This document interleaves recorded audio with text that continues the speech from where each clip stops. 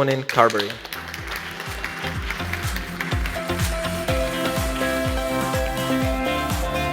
Thank you all for coming here today. So it's an honor for me to be able to speak to you, and I thank Hussein and everyone at ACK and KFAS for inviting me.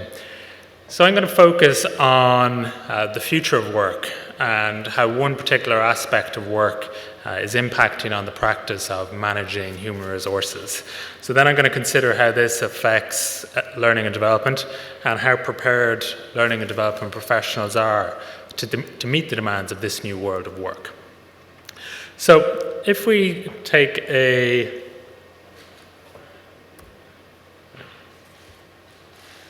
step back at the moment and look how the way we work is changing significantly.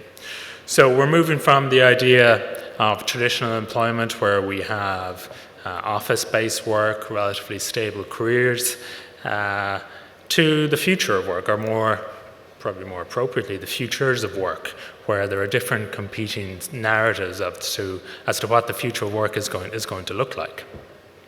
So one of the top HR trends over the past several years is that employees often complete work offsite, telecommunicate, interact with managers, peers, customers through social networking, involving things, instant messaging, discussion boards, social media.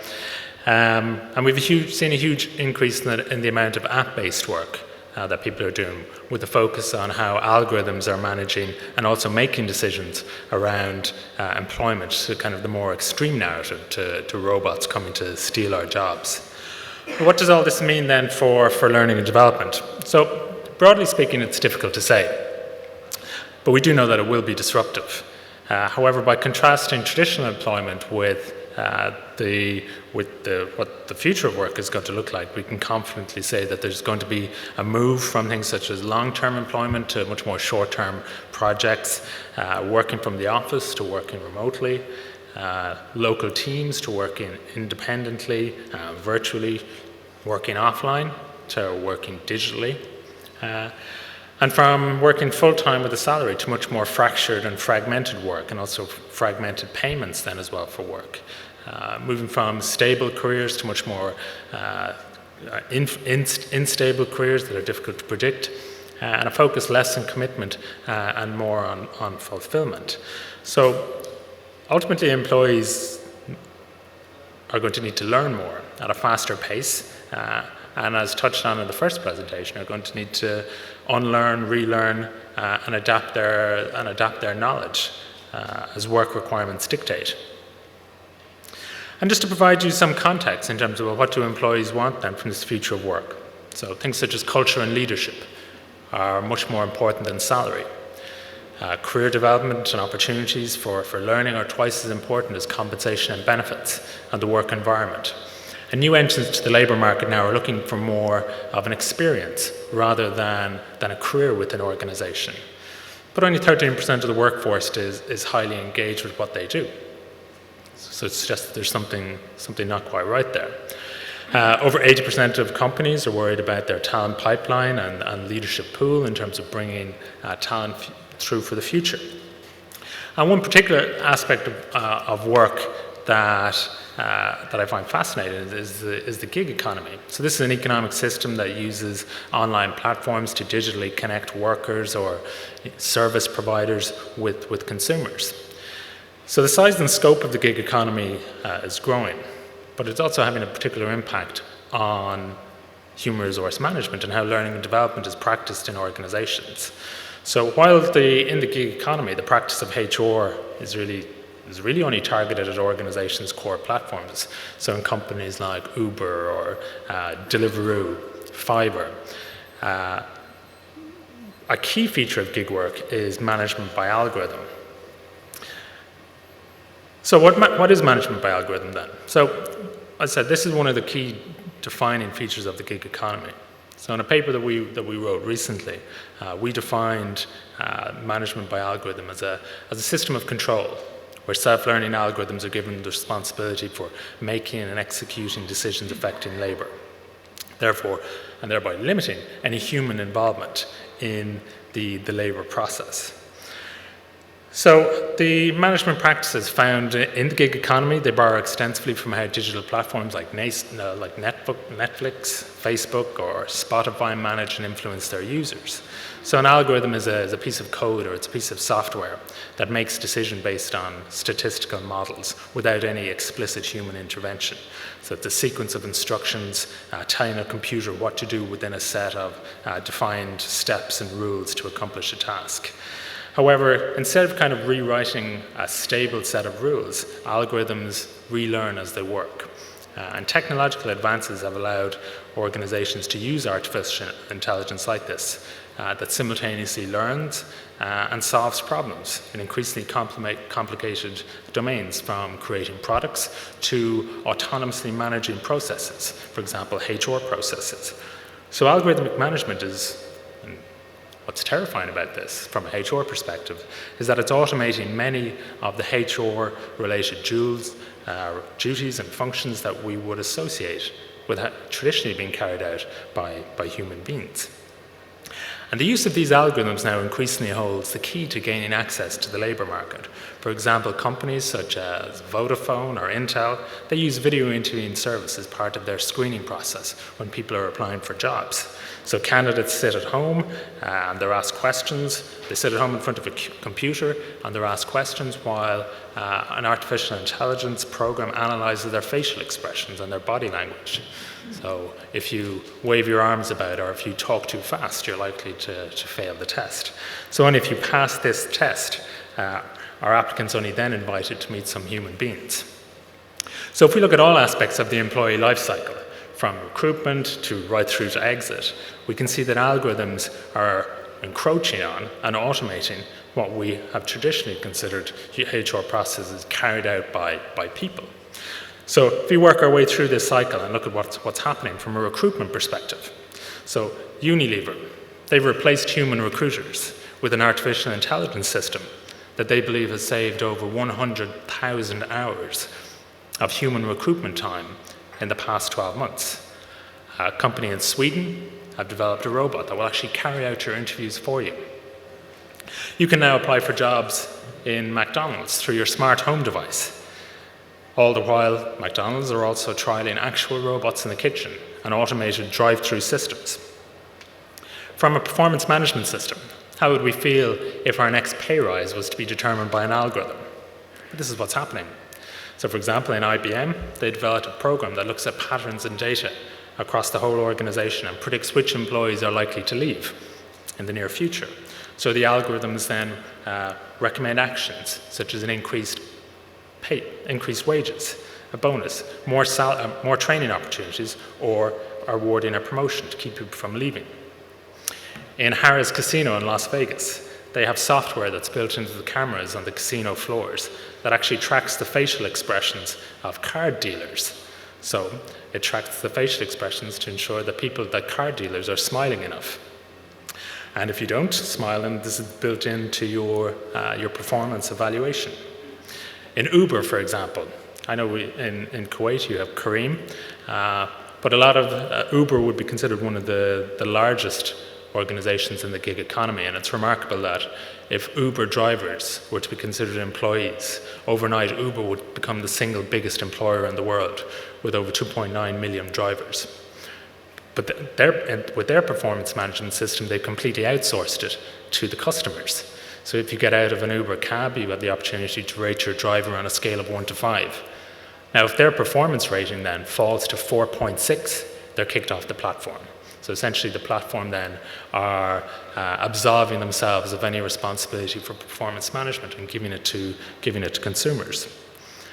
From a development perspective, earlier this year, Domino's Pizza introduced the Dom Pizza Checker into their Australia and New Zealand locations, where in-store cameras are actually located over the workers while they work and prepare pizzas. And these use algorithms to identify the pizza type that a customer has ordered, even things such as topping distribution, that the correct toppings have been used. So if your food doesn't match the order that somebody has put in, or internal quality standards, workers are ordered by this system to make it again, all without human involvement. In China, we've seen the use the increasing use of emotional surveillance technology that uses wireless sensors that are embedded in employees' hats while they work, and these monitor brainwaves. So it's estimated that over 4 million employees are currently wearing this technology in China today. So the brainwave data is used to analyze things such as when an employee is tired, when they're anxious, or even full of rage. Even if you look at something like taking the measure of employee engagement, which is considered to be a key part of a key role of the HR function and how they add value, this is something that we also see being outsourced and managed by algorithms. So I'm sure a lot of you use Slack. It's a workplace communication tool that's used by over 500,000 companies globally, and it's estimated that they have 12 million users on a daily basis. Companies that use Slack can now avail of an add-on to this software called Vibe. And what Vibe does, it measures in real time how engaged employees are and how engaged teams are, how engaged departments are, by analyzing the language that's used on the platform. Again, without any surveys being carried out or without any explicit intervention or oversight by human beings. Even if we look at exiting employees out of the organization. Workers in Amazon warehouses, for example, they carry handheld trackers that they use to scan items that customers have ordered. But these also include GPS devices. So the system, and this is taken verbatim from one of Amazon's own internal documents. And the reason that this came to light was because it was part of a labor dispute in the US. So it tracks the rates of each individual's associate productivity, and it automatically generates any warnings or terminations without input from supervisors. So it also measures things such as time off task, and that includes things such as bathroom breaks. So we're seeing a huge amount of control and coordination of people, again, without any human oversight. So what this system does then, it algorithmically identifies those underperformers, and it makes decisions itself based on which people to fire, without any oversight from a supervisor or a manager. So between August 2017 and August 2018, in one particular facility in Baltimore in the US, 300 people were fired for what was deemed inefficiencies, again, without any input or oversight from humans. Now, one of the arguments in favor of using algorithms and artificial intelligence is their supposed lack of bias, but this isn't the case.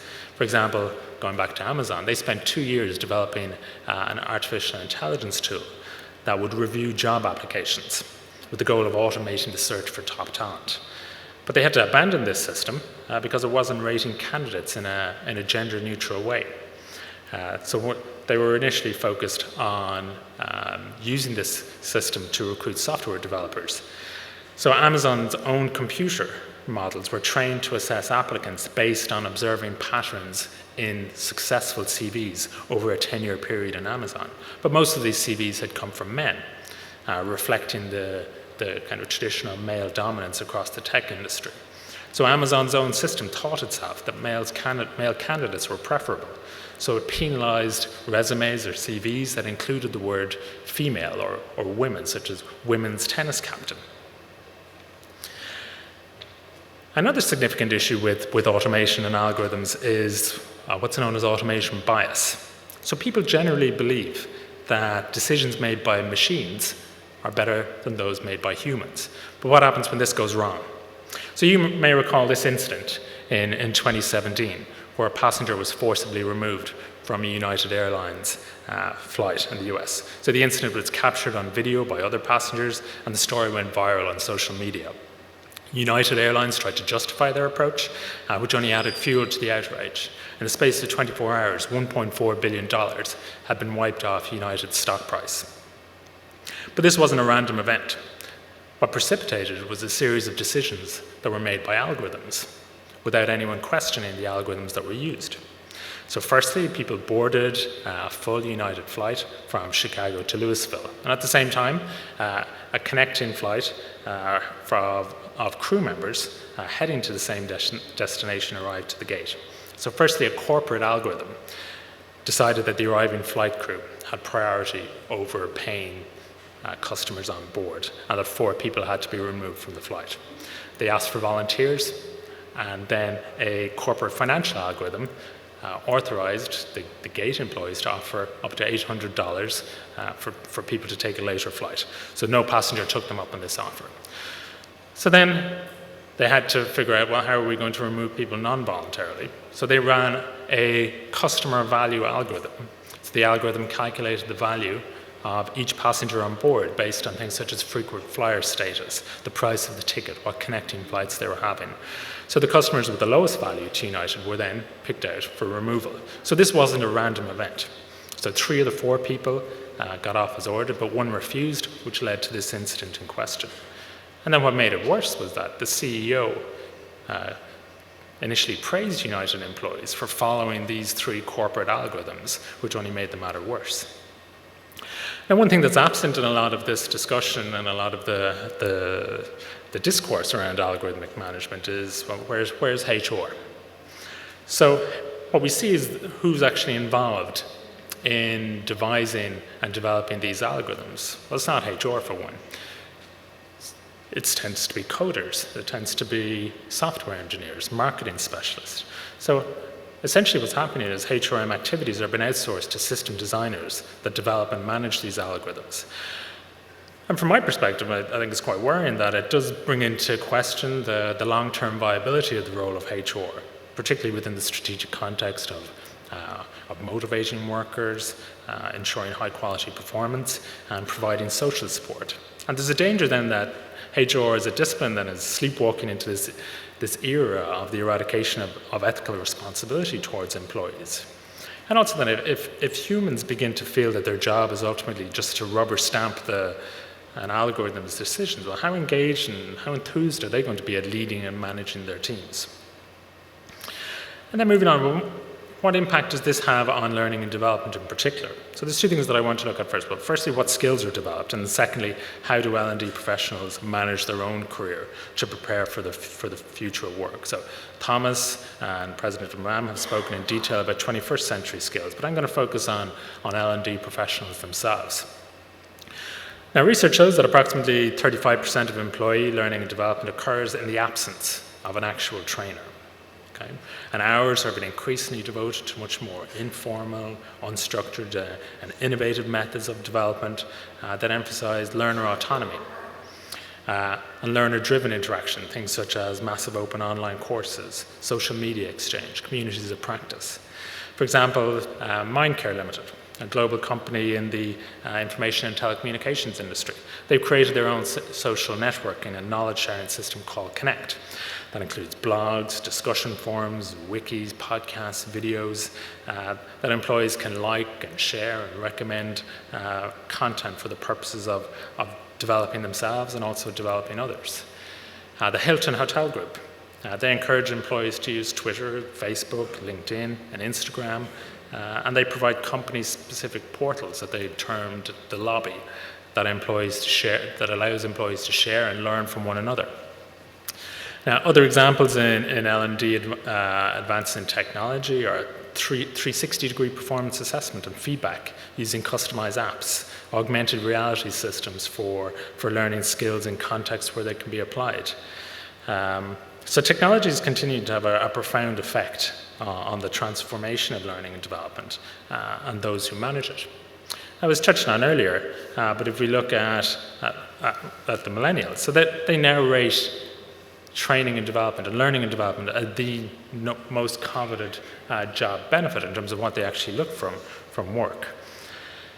So this is something that you can take advantage of as L&D professionals, coach your people, spend money on quality onboarding and career development, reward people for helping others in their jobs, and create a great self-directed learning experience at work.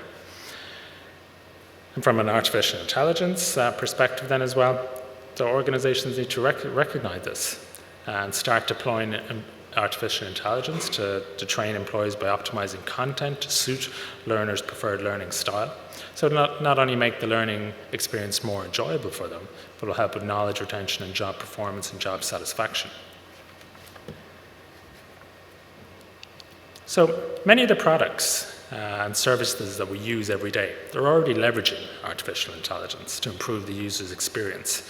So if you purchase something on Amazon, It uses machine learning to recommend products to you based on the information it's collected. Smart home devices such as Google Home and Amazon Alexa, they use artificial intelligence heavily in speech-to-text conversation and optimization. Any email service that you use probably uses artificial intelligence to fight spam and prevent spam emails from landing in your inbox. So the use of AI is all around us, and it can bring great benefits to learning and development. So it is going to have a huge impact on L&D in the future. So organizations have a huge amount of data available to them, more data than at any other point in history, which they can analyze and use that to optimize learning and development programs and learning curriculums. Now, gone is the day when every employee needs to learn the exact same content. So, as Thomas mentioned earlier, content personalization is key.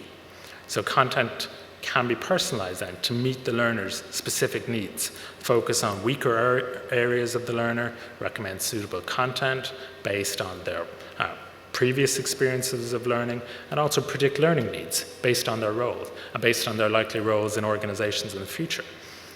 So we've seen what some organizations offer is an idea of a Netflix for learning. So it uses algorithms to predict your next learning need. But in order then for artificial intelligence to be utilized fully, L&D experts, L&D practitioners need to be proficient and comfortable in using all of this machine learning and get involved with data analysts, AI programmers, and more. Because the output from this data will allow learning and development departments to gain insight into the learner journey and also help create training programs that drive value and enable adaptive learning. Now, research shows that as of today, only about 5% of L&D offerings are powered by artificial intelligence and machine learning. But about 25% of L&D managers expect to add machine learning capabilities to their offerings over the next 5 years. And over 50% of L&D managers indicate that they plan to provide much more personalized learning paths to their employees. If you look then at what the personalization of learning then, so personalizing it to the individual is a really powerful way to engage today's workforce. But there's going to be many positives and unknowns with this journey. So pragmatically for L&D professionals, they may spend less time actually developing programs. Traditional L&D teams may feel that they're almost relinquishing ownership of vital aspects of their jobs to automation. But the reality is that artificial intelligence is an algorithm. It's not a magic wand. It's not going to be able to fix everything, so it won't fix poor content. Thirdly, then, it's important to note that when we talk about digital learning, it doesn't just mean learning on your phone. It means bringing learning to where the learners are. So it's not a way of learning, but more so a type of learning. So L&D professionals need to understand what employees' jobs are, learn about their current learning and development needs, and look at the techniques then to drive learning and performance. So when making decisions and choices based on what tools to use, choices will include things such as choosing things that can be offered on mobile devices, first and foremost, so content can be easily displayed for mobile consumption. There's one particular organization, Hewlett-Packard. They've developed their own online learning management system, and they find that most of their employees use this content system either on the way to or from work. And in 2018, they had over 1 million interactions on this content management system. So people have been trying to apply technology to corporate learning for more than 30 years, from CD-ROMs to e-learning to online encyclopedias. We've been seeing a rapid shift in the use of technology in education. So today's digital learning doesn't just mean producing videos that are easy to view on your phone. It means bringing learning to where employees are. So just as how we order a cab through Uber or Careem. So we need learning and development to be as simple and as easy as intuitive to use as that. So shifting from instructional design to experience design and using design thinking is fundamental here. We also have to look at employees' journeys at work. So we can produce learning that's simple and that's easy in the flow of work. So if we look at the world is awash with instructional content, and it can be mind-boggling for practitioners to identify, well, what particular system should I use or what tools should I use. But content has broadly been divided into two distinct categories, micro-learning and macro-learning. So micro-learning is things that we can grasp quite easily, things that we can view, read, or consume that usually only take 10 minutes maximum. So it might be a video, a blog, or sort of instructional questions that maybe help us think differently than we did before. So we consume most of this type of material ourselves every day. A lot of news sites, social media platforms, they now offer learning in a similar massive curated stream like this. As for example, if you look at Twitter, it's a perfect example of a micro-learning experience.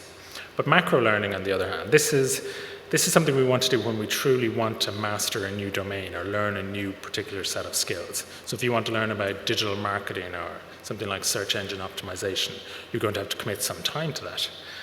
The content then that you choose may be something like a massive open online course, a series of small videos, or an instructor-led program that includes simulations, group discussions.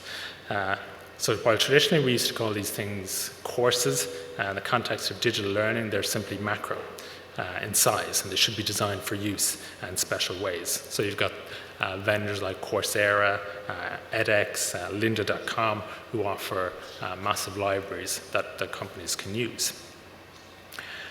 Now, I mentioned earlier the role of bias and how that affects, how that impacts upon algorithms. So if we look at learning and development, this is a challenge also. So how can we eliminate bias in the development of L&D tools? So AI can be taught to provide the best interpretation of data sets that we use, maybe the right course for an individual or the perfect candidate for an open position, but it needs to be programmed to do so. And the human beings that program these AI solutions then come to work complete with conscious and unconscious biases. So for example, if we look at making generally at patterns of participation in learning and development at work, it tends to be male, middle-aged, managerial individuals who already have a high degree of educational qualification, who tend to be offered opportunities to participate in more and more learning and development opportunities at the exclusion of other groups. So if that's the baseline for historical data, well then any algorithm is going to use that data to reinforce that bias. So the developers of AI, machine learning, need to have a conversation with L&D practitioners so that the data used to train algorithms is free from bias. So AI can never be considered a kind of a set it and forget it type of technology. To remain accurate and to remain relevant to organizational needs, it needs to be continually trained to account for changes in context, changes in the market, changes in business needs, and the data itself. So it needs oversight and involvement from L&D practitioners. So the benefits, I think, for AI are plenty, but the concerns around it are valid. So we need to remember to deal with AI solutions in the same way that we build learning and development programs. Identify the problem we're trying to solve or the topic in which we're training, and then find the best technological solution to help facilitate where we want to go. Now, what's also important is, so why is all this micro-learning so important? This content that can be delivered in bite-sized 10-minute chunks. And quite simply because the way that we work is changing. So we spend an inordinate amount of time at work looking at information and looking for information. We're constantly bombarded by emails, by messages, by distractions at work. And this isn't necessarily making us more productive.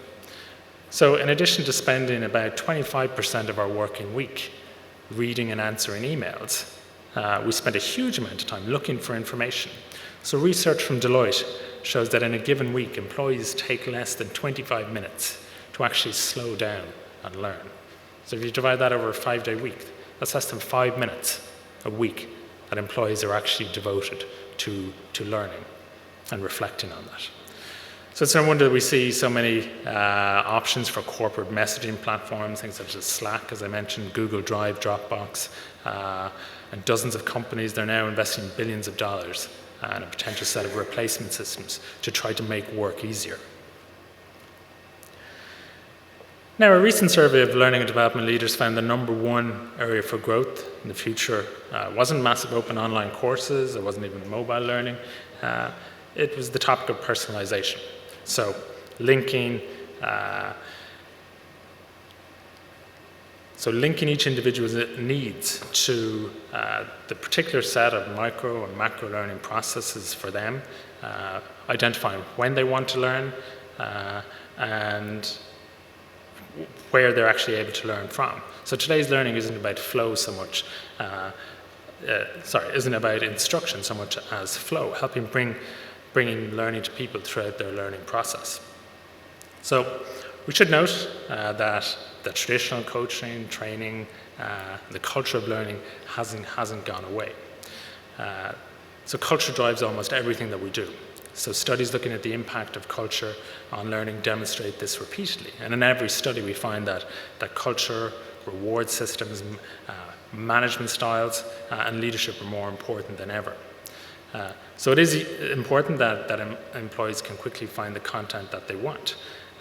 But when it comes to sustaining this type of development, people at work must have time to learn. They must feel that their new skills will be valued, so there must be that element of social support there. Give people time for discussion, reflection, allow for mistakes, discuss mistakes, to learn from failure. So give people freedom and time to ask questions and give them a forum for experimentation with new ideas. So we've seen over the last decade that companies are, in some cases, abolishing formal performance management systems, and this reinvention of performance management is focusing more on coaching, informal check-ins, continuous feedback. So it's important then that the digital learning strategy is closely linked to this. So over time, I expect that digital learning platforms, the ones that we build today, will be tightly linked to the next generation of performance management systems that are being used. Now let me consider then how this impacts L&D professionals. So digital learning requires a new set of skills, capabilities, and thought processes in L&D. So it's no longer enough just for you to consider yourself a trainer or an instructional designer by career. While instructional design does continue to play a role, we need L&D to focus more on designing experiences and the development of employee roadmaps then as well. So there's a focus on much more experimental, data-driven solutions in the flow of work. So these shifts are disruptive, but they're happening, as we see, much faster than we think. But I suppose positively, it's a kind of a natural evolution of what we do in HR and learning and development. So our job is to understand what employees' roles are, learn about the latest tools and technologies to drive learning and drive performance, and then apply them to work in a modern, relevant, and probably cost-effective way. So most of you have been doing this for decades, and now we just have to learn to do it again, albeit with a very new set of technologies and experience. So for example, in a recent paper that Thomas and I published, we found that L&D professionals perceive that technology is important, but they're not that satisfied with current technological offerings. They do acknowledge, however, that there is a potential there for learning technologies to achieve stronger user interfaces, higher levels of integration with other technologies and other HR processes, and we also found evidence then that L&D professionals are a lot less comfortable with data analytics. They appear not to be particularly strong on data analytical capabilities, and when making decisions, they apply a much more, I suppose, informal, social, personal judgments to inform their decisions. So the decisions that are being made are being used for more operational, transactional decisions, are informing more operational transaction decisions rather than strategic choices. So how prepared are L&D professionals? So based on some research that we've done in Ireland and the UK, We wanted to look at, well, how do L&D professionals manage their careers? So broadly, we found that the majority of respondents are given feedback on their performance by their manager, but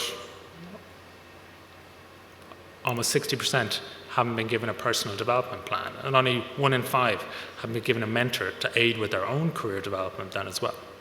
So there's an increasing onus then on L&D professionals to drive their own careers themselves and to manage their own career themselves. There's a reluctance to give feedback. We found that 70% of employees reported having to ask for feedback when it wasn't given. Only 1 in 4 L&D professionals reported refusing a role that wouldn't develop new skills. Almost 30% of employees indicated a desire to leave their organizations once they had the skills to move on. So developing their generic, portable skills with one organization and using that then to sell it to the next organization. And the vast majority of L&D professionals, so almost 85% of people, report regularly monitoring job adverts outside of the employer. And linking that then to their own L&D needs. So again, over 86% of L&D professionals have sought training outside of their own organization. In terms of how they keep up to date then with the latest trends, about 3/4 of L&D professionals regularly read HR materials, journals, books outside of work in their spare time. And then 2 out of every 3 employees have already made plans to leave their organizations if their career progression needs are not being met. We wanted to look at then their career satisfaction with a career in HR. Where 3 conditions were met, we found that L&D professionals tended to be more satisfied with their work, where the organization provided career supports for them, where they were given autonomy in their workplace, but also where they had a sense of belonging in HR, a sense of belonging to the field rather than to the organization, interestingly. So there was a much stronger identification with the HR or L&D professional rather than with their work colleagues. So less than half of respondents indicated a sense of belonging at work, whereas 80% of respondents said that they felt a sense of belonging to the HR or learning and development profession. And this gives rise to, I suppose, broadly in terms of L&D, the idea of a career in L&D as a calling. So individuals often differ in how they perceive their relationship to work, and that's what we call our work orientation. So individuals often view their careers on a spectrum for a job, a career, or a calling. So a job orientation, so if we look down here at the bottom, so job orientation means that work is simply a means to an end. We pursue it out of necessity for economic means rather than any sense of fulfillment or pleasure or satisfaction. So the career orientation is something that prioritizes upward advancement, status and prestige that typically follows career progression. For example, a young graduate hired as a HR generalist, they may seek a more challenging assignments in work, pursue a HR certification in order to progress to the next level. And then finally, at the top here, we have the idea of career as a calling. And this is where people typically experience work as integral to their life. It's a fundamental part of their lives. Work is meaningful and it's perceived as making a useful contribution to organizations or society. Now, so challenge is a crucial differentiating feature. Is a critical feature in differentiating careers and callings simply from jobs. So what we found then was that some of the challenges around this is less than 1 in 5 people talk about the rewarding aspects of being in learning and development, but almost 90% of people talk about problems in working with employers. Now, kind of reiterating some of what Thomas spoke about this morning, there was a strong identity with L&D professionals with technical skills, but they were much less disposed towards managerial skills, so a sense that they were staying in their comfort zone almost. And interestingly, we found that females were much less likely to develop managerial skills than males. And going back to then the previous idea of HR or learning and development as a sense of calling, those staff with a higher level of professional identification obtain validation from external networks, reducing the reliance on internal organizational support. So what that means is that there was a huge reliance on professional bodies and networking events, kind of like the events that we have here today, to sustain that career satisfaction, to sustain that professional identification, because it wasn't being met internally within organizations. If we look then at some skills prioritization. So the single biggest predictor of job and career satisfaction was organizational career supports. And those operating at a strategic business partner level, they tended to prioritize the development of both technical and managerial skills, whereas those who weren't operating at a strategic level, the focus was solely on technical skills. And these L&D professionals also displayed the highest level of individual career management. So there's an increasing acknowledgement from leaders outside of the HR function that the value of the organization, present and future, is reliant on the capability, the creativity, the discretionary effort of people. So this really highlights the value of the HR function. Another challenge, though, is that those who have a seat at the table, they have the opportunity to lead. So the onus is on L&D professionals to make the work experience productive, engaging, and rewarding. So it needs L&D professionals to be proficient in maths, statistics, critical thinking skills, research skills, problem-solving skills, along with teamworking and creativity. But there's also a need then professional bodies and organizations maybe to identify those in L&D and in HR who have a calling orientation to mentor those with the job orientation. So we often hear that one of the things that we see a lot is the phrase kind of, I fell into HR. Right? So very few people end up in HR by choice. So I think we need to get away from that and make sure that HR is seen as something that's aspirational, it's seen as something that adds value. So just to wrap up then, so technology, the real-time data, they're really changing and transforming how business is undertaken.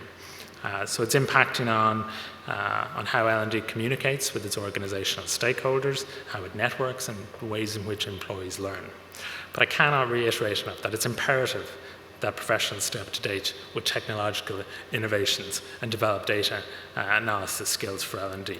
So the lack of analysis skills will hamper the creativity, will hamper the capability of L&D to use data effectively. So the skills of L&D professionals to integrate technology, data analytics, understand algorithms is going to be central to the reputation and strategic value of the L&D function going forward. So with that, thank you very much.